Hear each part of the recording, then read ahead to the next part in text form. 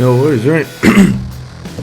And welcome to another episode of the Turn Up For What podcast, talking your Houston Texans straight from the Great British Isles. Episode 155, the Texans fall 27-14 in the return of Deshaun Watson. It was all a bit strange, but the game, the result, and oddly the scoreline didn't quite articulate the difference between the two teams. But a regular guest joining again this week, Mr. Landry Locker from Radio 610, The Locker Room, Camp Trade Podcast. All good things. How you doing, man? All right?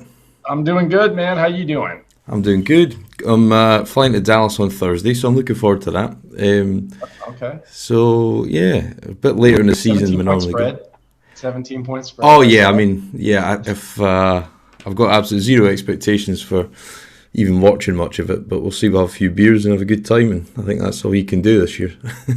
Yeah, and I thought that was a really cool thing about yesterday. I actually took this one in as a fan, and it's the first time I've sat in the stands in probably a long time, like at least over a half decade, and it was good to go to a game that people seem to care about, and I just really enjoyed that, and I want to get that back to where, we get to, people are talking about the game on Sunday and there's not, too much pessimism.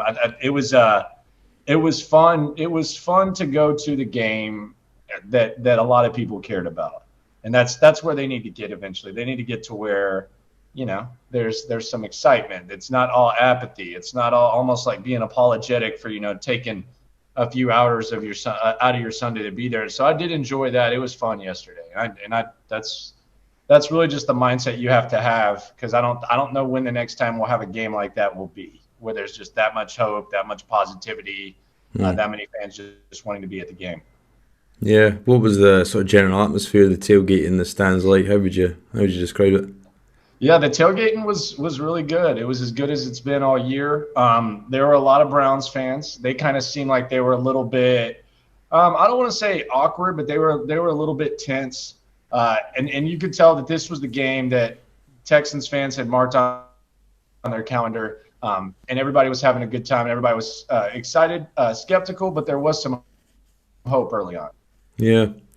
And what did you make of seeing Watson out there in another uniform? It's kind of strange, you think, from when you drafted him to sort of kind of being like the saviour of the franchise. Relevancy came around so quick, it departed as quick. Obviously, there's all these terrible circumstances off the field and all that kind of stuff, but how did you sort of take it in and sort of process it as you're looking at it now? It was weird. It wasn't as weird as I thought it would be, just because I guess there was so much of a layoff, it's just been exhausting, the whole process, and how long it had been. But it was definitely weird. But I think, it had they been able to trade him 2 years ago and then immediately he'd be out there, it might have been weirder. But there's just so much buildup and there's so much already acceptance that it's happened, that it was weird, but not as weird as I thought it would be. Yeah, I thought I had a couple of observations. One was just the fact that he was throwing balls into the dirt pretty regularly. Terrible. Yeah. So $230 million right now is looking more Russell Wilson than it is sort of Pat Mahomes, but we'll see. Yeah, we will see. And I do think that's a possibility that, maybe we've seen the best of Deshaun. I don't know. I don't think this year really matters. I think he's just going to, try to shake the rust off, and then it'll be the full season. But, I mean, I wouldn't have predicted that Russell Wilson would have fallen off the way he did too. So, given the fact that there's going to be a mental hurdle that Deshaun's going to have to overcome that I don't think is going away, being the most hated guy in the stadium for the first time, for reasons outside of just wearing the opposing uniform, I don't think it's that simple. Just all the new system and all that type of stuff. I think it will be interesting to see how he reacts, and maybe we have seen maybe the Texans, that's as good as it gets for Deshaun in the NFL, which I think a lot of people would be okay with. Yeah, I suppose you can't underestimate obviously you can't compare to the alleged kind of victims of what he's kind of potentially impacted these people, but in terms of the mental toll that would take on an individual, right or wrongly, if whatever position they felt they were unjustly being persecuted or not, but it would take a huge toll out. I think the game's so mental at that position, so cognitive, that it may grind on him a little bit. Yeah, and I mean, he's used to being the most praised guy, and now he's like the most hated guy, and there's a lot of smoke there. his own actions caused that. So that's that. But it does got to be a little bit, at least a little bit different for him. And who knows? I mean, maybe he shakes it off and maybe he goes out there and does his thing. But it's definitely a different thing, and I'm sure that it has to impact you in some way, shape, or form. I thought when it cut to his box with his Instagram other half and like all wearing Browns 4 jerseys in Houston, kind of some of his language, body language, mannerisms, facial expressions and stuff, it kind of cut a figure that I don't necessarily remember or equate to. And obviously there was a lot more going under the surface. But did you ever kind of have any, like, the public persona didn't quite pass the eye test when you kind of saw it a little bit to the side, or did you just kind of, was it much a shock to you, or did you kind of see a little bit of that in him over the time? I mean, I think there were definitely there were hints that he's a freak. I mean, like, but nothing like, illegal. I mean, he had the video of Mia Khalifa in the porn star. She put that up. We kind of just browsed through that. I heard whispers that, he liked, I mean, he was kind of a freaky dude, like as far as just, chasing, women and stuff. But I didn't, as far as like, doing anything illegal or anything like that. No, I mean, I was surprised. That was the opposite of the brand. We're not talking about a guy who, just went about his business and stuff. I mean, he wrote a book basically telling you how to be a better person. Yeah. Like, so it's, and I never heard anyone say anything bad about him. It was the complete opposite. So yeah, were there signs that maybe he liked to get a little kinky in the bedroom and stuff like that, and holler at porn stars and whatnot? Yeah, but not like as far as like the other stuff. No, I mean, I didn't. There was nothing there for me to even like think about that. Yeah, no, it's funny because you kind of see these guys and it's like a managed persona and there's people managing it for them, and then you always think there is always something under the surface, and I suppose he probably never publicly let it out at all or anything. But yeah, I just thought the way they kind of acted was kind of brazen, considering the circumstances, considering he was back at the team draft. So what did you make of the small clip? I think it was Albert Breer put out where Hannah turned her back on him as he went and shook the cat. I thought it was quite an interesting observational moment. You don't want to get on Hannah's bad side. I'm a big fan of Hannah. I think she's a good cancel balance with Cal, and I feel like she's been a little more active, but she's a badass, man. Like Hannah's no nonsense. I don't think you want to get on her bad side, and I don't think, I think some people can fake it and say, hey, what's up, and do the handshake type of thing. She's just not really one of those people. She's kind of like made some jokes to me in the past. It's kind of like funny, just like, oh, I heard what you said yesterday type of thing. But like, yeah, like she's just not someone that you want to get on her bad side. And I actually think her approval rating went up. I think a lot of fans were kind of happy that she kind of stood up for him. So I wasn't surprised. And I think she's a good like counter to Cal's personality, which is a little bit more, non-controversial, quiet, all that type of stuff. And it was pretty funny. Yeah, and I don't think there's any doubt that she's kind of been a driver of some of the changes, or certainly some of the impetus of trying to do things differently as a ball club. And I think it seemed like it was going really positive in the off season, flipping burgers, doing haircuts and all this stuff, getting it nice. And then the PR job, and I said that to Omar this week, I said that, the PR staff did a really good job, and they have done, to try and, it's not easy when the on-field products and they're awesome. This difficult. Yeah. They're awesome. Like the PR staff has done an excellent job. There have been times where, especially when Jack was here, if he would have just listened to the PR and let them do their job, I think there would have been a little bit more damage control with some of the silliness that went on.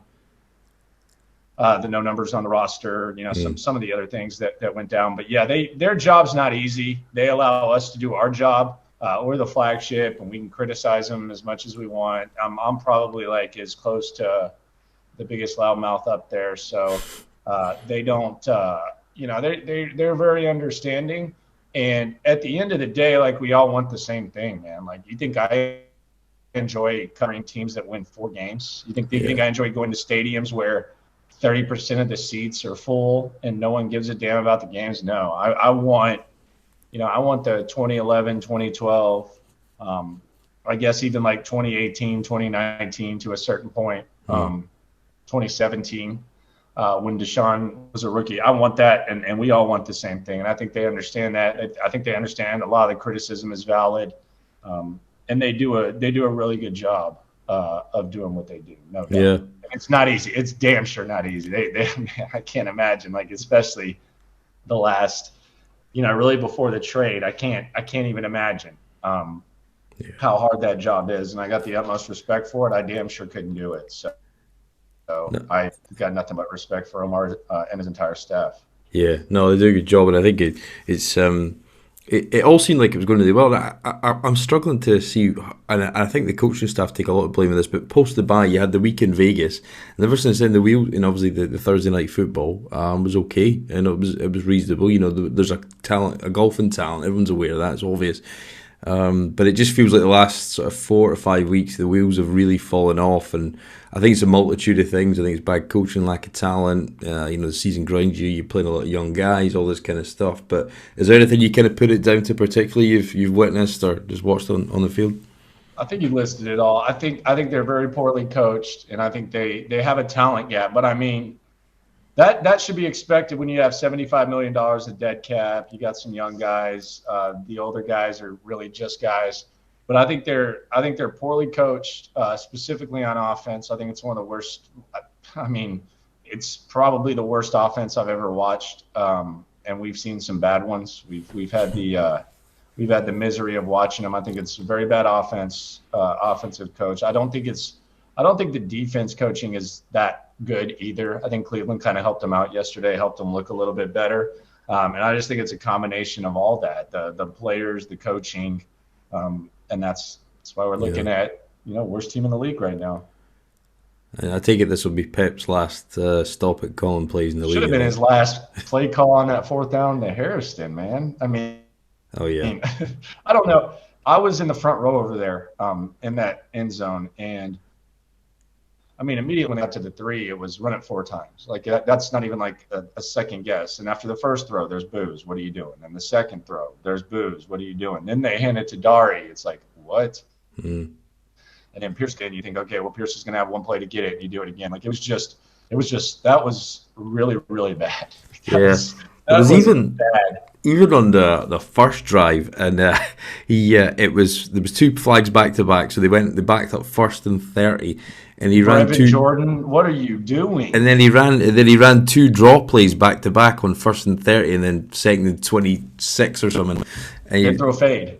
And then he forced Brevin Jordan out there as well after being inactive last week, which was weird. Like, he was like the go-to guy. Like, it's like, y'all like him or not? I can't tell. Yeah. And I think that's probably what the frustration is in this season, because like it was never going to be measured in wins and losses. Like, they're not good enough to even come into that kind of conversation. But it was going to be about development. And I think if you look back on the season with any level of regret, it'll be the coaches which he entrusted to develop these young guys. They haven't done that. Guys have been up and down. I think Petrie had probably one of his better games. Kenyon's struggles are well documented. But I think, it was a big risk handing these young guys over this coaching staff, and I think, it might, even if you clear house, that might impact these guys into this upcoming season as well. Yeah, it could, or it could be a positive. There's some coaches, some first-year coaches that have done very well for themselves this year. I don't think the Texans had, a shot at getting those guys, and I don't think those guys would have had that type of success with this roster. But if you can get the right coach in here, it's not against the law to coach up, players in the NFL. And that's the thing. The next time they make a coaching hire, hopefully they're, finding a guy that they believe is a long-term guy, and hopefully he has, Brian Dable type of impact, or a, Mike McDaniel or Kevin O'Connell type of impact. And that's hopefully we're talking about, those types of guys when they make that decision. And, it's going to be it looks like it'll probably be the 3rd coaching search in as many years. And hopefully it's a little bit different because you have better assets. The Watson trade is behind you, and it's urgent. Like, you can't, if Nick Caserio fails with this one, it's going to be the last coach that he hires, assuming that he's the guy that gets to make that call. Yeah. Do you think they're in a position to, like, I know that it's been well documented that, many people have all said that the last 2 coaches were, thrust upon him, for one way to put it. Do you think they're in the position of all the kind of shit that's going on around this club? Do you think they're in a position to attract a quality candidate that's going to really truly elevate a squad that's going to take a couple of years to build back? I think I think that this is an appealing job if you just look at the assets. If you just look at the Yeah. assets, you look at the division. The division. I mean, look at all the scores of the AFC South games yesterday. I mean, the Texans were actually the closest when it comes to. I'm not giving like some sort of moral victory. I'm just saying, the Cowboys lost by 35. Jacksonville got thumped. Or the Cowboys won by 35 over Indianapolis. Jacksonville got thumped. Tennessee got thumped. Like all these teams got beat down. So it's not like it's a really tough division. And you're going to have likely the number one pick. You're going to have 4 first-round picks in the next couple of years. You're going to have more cap space. You're going to have the dead cap. I think just if it's not an appealing job, then that's a bigger problem because that would say something about the organization and that would say something about Nick Caserio. But as far as just the assets, I think it's a very appealing job. Yeah, I suppose it's if you can convince a coach that they can redefine the franchise with that first pick. Just before we get on to any kind of drafting stuff, Landry, do you think people want to work for Caserio? I know it's kind of like how he came from New England, loads of rings, worked under Belichick, but I mean, I've never been convinced by him, and I want to be, as you said, we all want the same thing. I want this kid to get back successful and stuff to mean something on a Sunday. Not that you're happy to go and get another beer or miss a play because it just those days feel like a long time ago now. But do you think Caserio's in a position to attract guys? Because I'm critical of the job he's done, and as you said, I think the time is now. The clock's ticking. But what do you think of Nick? Well, I would hope so. I don't know. I mean, I think it's going to depend on who we're talking about, where it's from. I am interested. I think people respect Nick around the league, I would think, but it's one thing to respect someone. It's another thing to want to work for him. I do wonder. I think it's a little bit easier with Easterby out, but I mean, that's going to be the $1 million question. Like, what's the search? Does he already have someone in mind? Is he going to be allowed to do it? I think it's healthy skepticism that you have. I think it's healthy skepticism. I can't unequivocally say yes. So that should answer your question.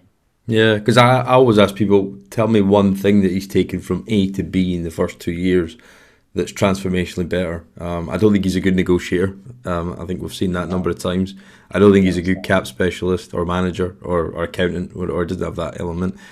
He gives these wordful answers that I'm sure you all guys are trying to break down. Don't get me started, man. I've been saying that too much. Yeah, the word soup that he spills out everywhere. So I think I don't know. I'm waiting to see if he drafts a star this year. Then the whole thing it flips the whole thing on its head. And is Bryce Young that potential star, Andrew? What do you think? I think so. I mean, I think at this point, if they need something, man. Like, and I know this isn't like a good mindset to have, but they need something to get fans excited. And I'm not, I think Bryce Young is going to be good. I know the size is going to come up, but I mean, he's already a star. He's got the Dr. Pepper commercials. He's got all this stuff. I think he's the guy that I would go with and just hope that he figures it out. And the other thing is you have all these draft picks. It's not like you're not Seattle, you're not Denver where you're trading your future to get the guy. Even if it doesn't work out, look at the Jets right now. The Jets are still competing for a playoff spot, and they missed on Zach Wilson. And they were in a similar situation where they had a bunch of draft picks. They built a pretty good roster. They brought in a good coach. And if it doesn't work out with Zach Wilson, it's not the end of the year or the end of the world for them. Now, Denver, it doesn't work out with Russell Wilson. It is. But I think the Texans are kind of in a similar situation. And I don't think Nick Caserio should be the one, to draft someone because the fans need excitement because he's just got to do what he thinks is best football-wise. But I do think at this point we're in a situation where they need some sort of excitement. They need something to look forward to, and they need some quarterback. They need a QB, period. Just like on a pure talent standpoint, rather, do you think Young justifies that 1-1 pick? Do you think he's as good as that? I think so. I'm interested to see what, the scouts will say. It's very obvious what they're going to say. They're going to talk about his height. I've just never watched him and said, that guy looks, short, or he's having like some sort of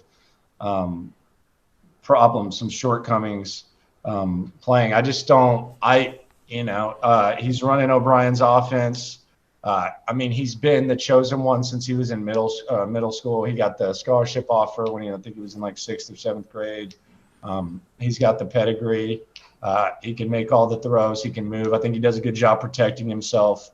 He doesn't take when he senses, that there's going to be some potential trouble. He knows how to get down, kind of like Kyler Murray. Kyler Murray's pretty good at that too, and that's probably the example they'll use. So yeah, I do think he justifies that 1-1. And if you don't like him, I think trading is the second best option, because someone's going to like a quarterback, and whether it's Detroit, whether it's whoever, one of these teams that have 2 first-round picks, if you want to make that move, you can go ahead and make that move and stack things up even more. But I think that the possibility of bringing in Bryce Young, I think it's something that they need to strongly consider, and I would be on board with it. We need something like that. If Caserio picks up the phone to Bill O'Brien, what do you think he's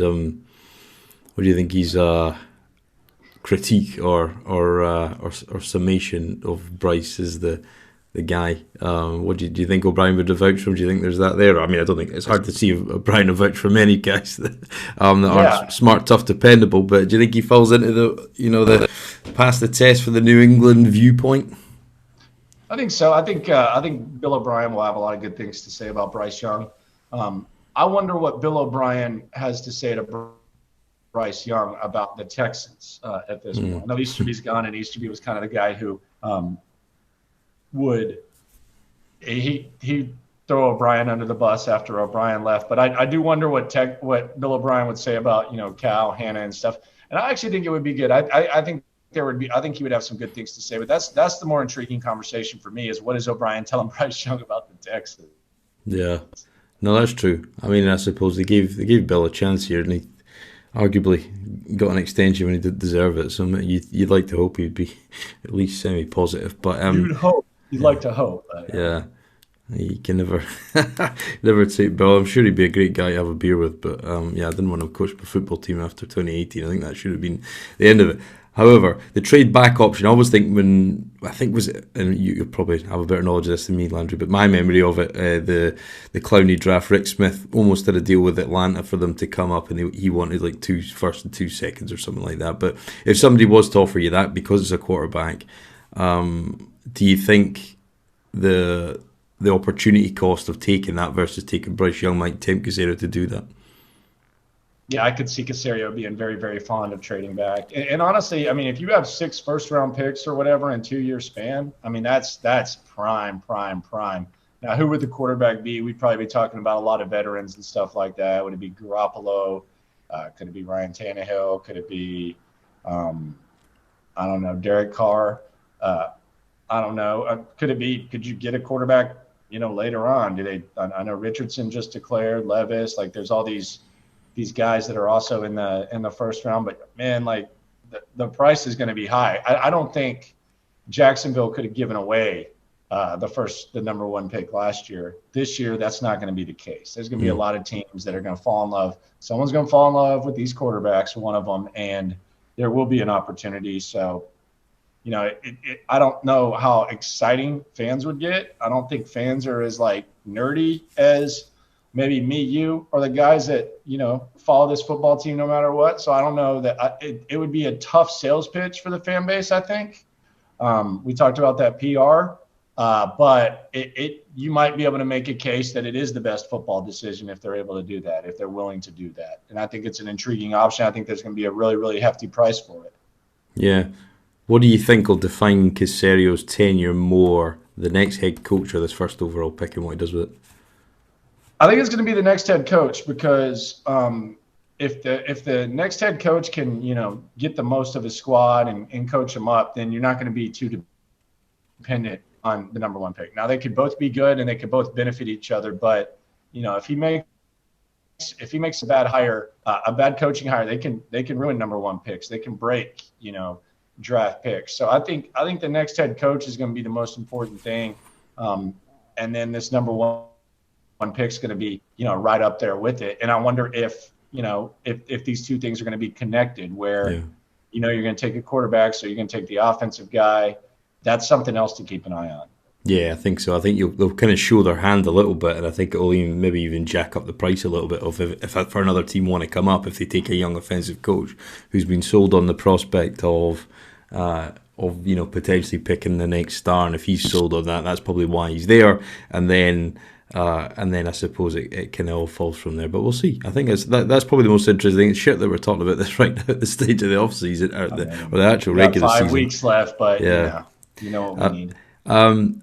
Any non-Bryce Young, non-quarterback players, because the CJ Stroud, Bryce Young stuff will be done definitely off season. But is there any guys, you're a UT guy, a Bijan fan, any other guys that you think desperately the Texans could pick up in the first, and maybe Bryce Young plus, who else?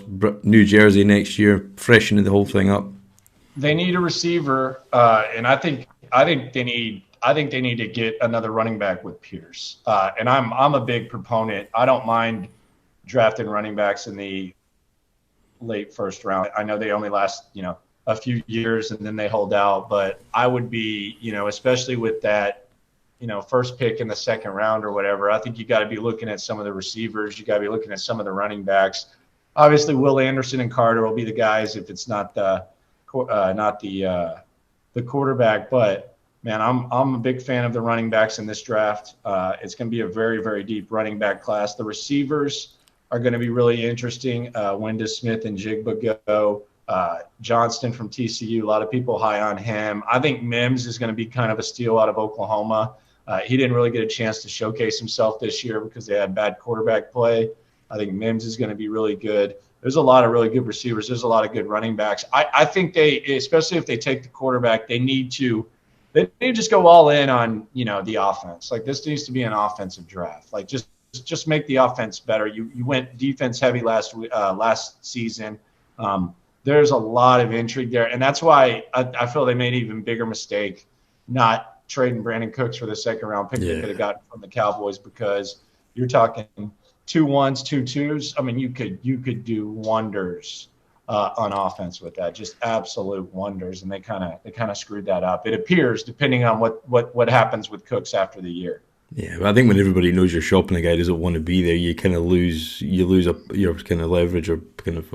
I'm sick of people talking about leverage. Yeah, the ability to play hardball, you kind of goes away. That's what's fun. It's just like selective hardball. It's like you got to take it on the chin, man. Like if they're going to give you a second round pick, even if you have to eat some of the salary, you got to eat it, man. Your culture guy doesn't want to be here, and. Unfortunately, they didn't. So we'll see what the price will be for Cooks. I fear it's going to be similar to what Amari Cooper went for the Browns, like 5th round pick type of thing. And I just don't see how you're going to get that much more salary relief than you were expecting. Who knows? It's not a great free agent wide receiver class, but I think wide receiver is. I think they were open to drafting a wide receiver last year. And I do wonder if that was the initial plan when they traded back. But now that Cooks is going to be most likely gone, they're definitely going to have to get a receiver in one of those first 32 picks. Yeah.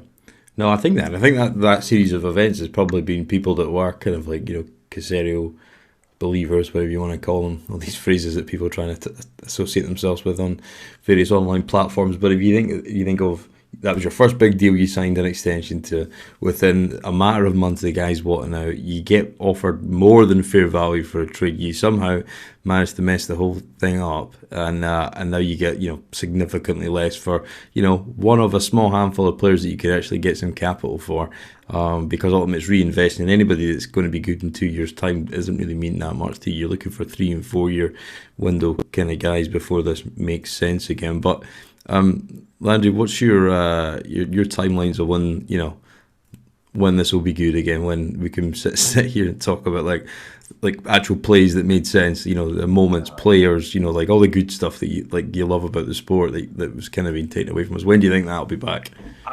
I mean, it could be soon. I mean, if they have a good offseason and they're going to have all this free agent money and you have a good draft, like it could be soon. I mean, it could be a lot sooner than we'd expect. There are some young guys on the squad that are going to be contributing, for the future. I mean, we could be looking at 2 years. I mean, and I don't think it'll be as bad next year as it is this year. If it is, good Lord. God, oh man.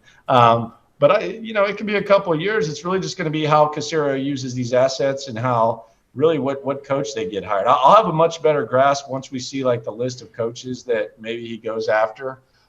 If they bring back Lovey, I don't even know what we're trying to do at that point if we do that. But 2 years with the right drafting. I think the Jets are kind of a team to look at when it comes to that. Yeah, I suppose the one thing they haven't done, arguably, is get the quarterback right. The rest of the roster's looking pretty rosy reasonably quickly. And I kind of was reflecting on the weekend a little bit, Landry. I don't know what your thoughts on this was, but when you watch the Browns there, we played the Jets, we played the Raiders, Eagles to a less extent, but we've played a number of teams this year at Washington. I don't think they're that good, and I think there's like 4 or 5 teams max in the league that are genuinely good, well-run, high-quality outfits. You've got like a huge sort of middle section. You've got a lower tier, and then you got us. I think we're in a tier of our own this year. We're that bad, but like to get up into that sort of like wild card kind of area. Yeah, I think you could do that in 2 years, and the Giants are the team that I look at, right now. I mean, there's a lot of teams you can look at. The Giants right now, I think Brian Dable has coached them above what they are, and I don't think too many people sensed that was going to be the case, and that's where you can get, if you get the right coach, you can coach it up. That's really the example. I think we're going to see kind of dwindle away a little bit, but I think no matter what, they've done a good job of getting the most of what they've got. So that's kind of where I look. Although they do have better players for sure. Do you think via back channels, etc., that Nick potentially reached out to Dayball because he will know him, and he just body swerved the job? Because it seems like kind of a miss in that sense. If you knew a guy, you worked with him at a spot, goes on to make an instant impact on a roster, which on paper is not great. Quarterback's not great, but him and Mike Kafka, I think it is, they brought from the Chiefs. They've done a good job there in terms of getting a player who looks stagnant in the league now to be kind of a serviceable level starter. Yeah, and I kind of wonder what Kafka, what he's going to be looked at, because I think he's going to be a head coach pretty soon. And I think he was a big part of Kansas City. I know they didn't, he didn't get as much, publicity as Eric Bieniemy, but some people I know that covered the Chiefs said that Kafka was like the most important assistant, and he's doing a pretty good job with the Giants. I don't know if he's really calling the plays. It might be a Dable thing, although I'm not sure what the dynamic is there. But I do wonder if he's going to be, someone they look at. I don't think Dable was going to take this job no matter what. I think the New York job was a little bit more appealing to him. And I don't know what Caserio. I don't know who Caserio really could and couldn't have gotten last year. Could it have gotten Jonathan Gannon? I don't know. I know that for a while it looked like that was going to be the guy. But yeah, I don't think David was coming. Yeah, I think if I had my time again, if I was Nick, I would have hired Leslie Fraser rather than Cully and just let him see through these two years of shit, and then he could have had a better coaching staff.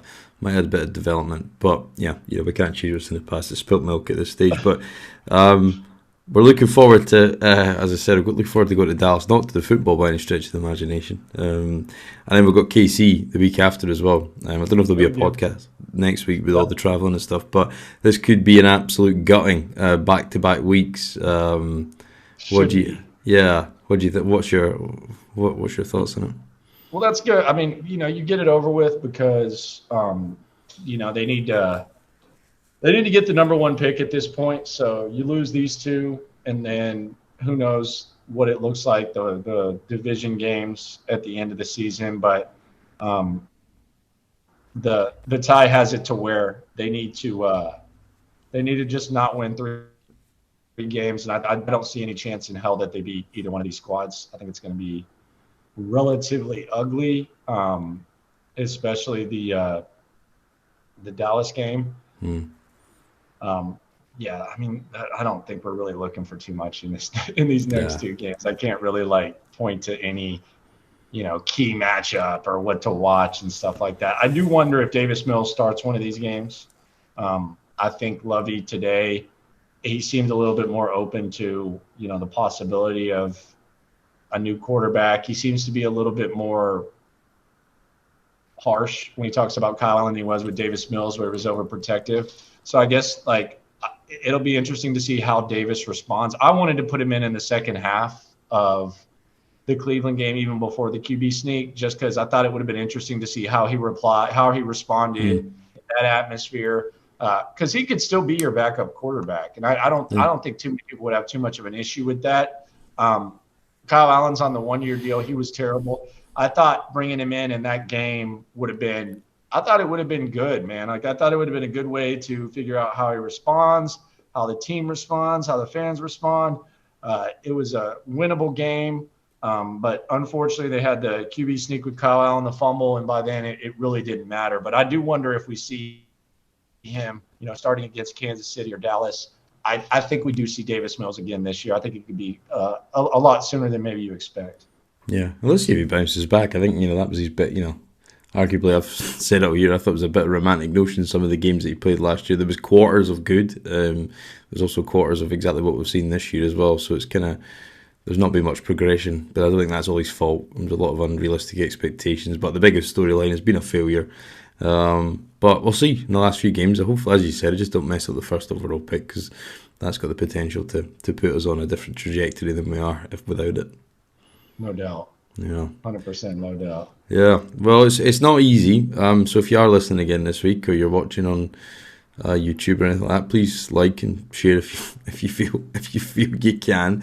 Because when they get good, it's gonna be sweet, man. Like that's the good thing about the streaming and stuff like that is, it's the most passionate, authentic portion of coverage. It's a lot of people do it as a hobby. A lot of people start out with it, and I think when they do get good. This is where you build the character. This is where you build it up. And I think you guys do an excellent job of that, and all the other streamers out there do too. So yeah, we'll be good. Yeah, we'll be straight. I'll never underappreciate the good times ever again. Not for a second. I know that's for sure. But those again. No, but exactly. But yeah, if you are going to Dallas this week, we've got a few people.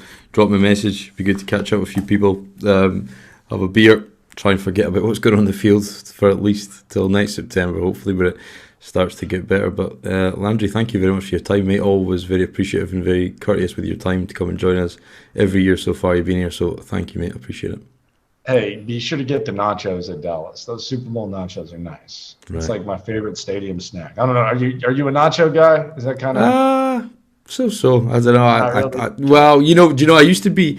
This is why it's changed. I used to be almost. I remember walking into Kansas City, 2019, when we went up there and beat them, and I was almost sick with nerves. I felt like that's how much it meant to me at that point. And now I've become completely apathetic to the point where, I never would watch Red Zone, but now I start flicking it on every so often just to see what's going on because I didn't care. But now it's just kind of entertainment value. So.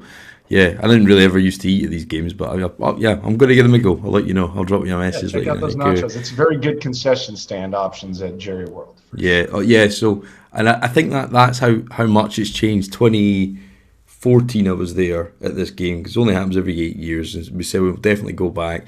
I remember it was like 60% Texans fan. Romo's on a silent snap count. One of the best atmospheres I've ever been in. A beautiful stadium where the World Cup final's going to be in 4 years' time. And it was the spinoff, the Watt spinoff. Is that the one? Yeah, that was the one. Yeah, that was the one. And I actually wrote a bit of, or I gave some to Brian T in the Chronicle about wanting to watch Watt sack Romo and Jerry World. So I think I jinxed it. So yeah, but there you go. It just shows you how much it can change. And that was still Foster was unbelievable that day. Dwayne Brown was still there at left tackle. So. It's a long time ago, but in another 4 years or another 8 years, we'll see where we are. But hopefully, it's a lot longer than it was, though. Yeah. Well, I had hair then, so there you go. That's what's happened then. That's how long it's gone. So this team will age you. But no, Landry, thank you, mate, for your time. I'm sure it's not easy talking about this team every day, but you do it with a smile and a bit of good humour. So I appreciate you, man. Thank you for your time. Yeah, appreciate you, man. You have a good one. Well, thanks everyone for listening again this week in the Turn Up For What podcast. Thanks to Landry for his time, and we'll be back maybe in a fortnight, maybe next week depending on scheduled travel, but thanks again for listening. I'll speak to you then.